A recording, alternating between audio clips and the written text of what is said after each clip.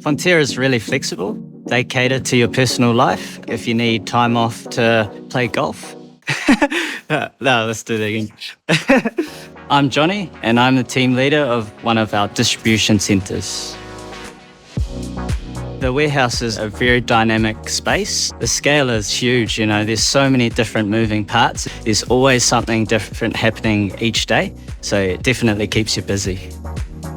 The team is awesome, they're experts at what they do. You think about driving a forklift, you think it's easy, but it actually involves a lot of skills, so I'm really proud of them.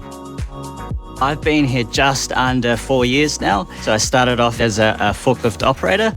I worked my way up into a supervisor role and then into a team leader role.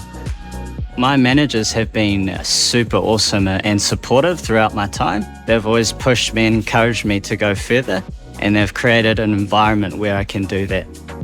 My dad actually worked with Fonterra. He'd been there for almost 25 years. Throughout that time, he always encouraged me to get a job at Fonterra. 100%, yeah, he's definitely proud.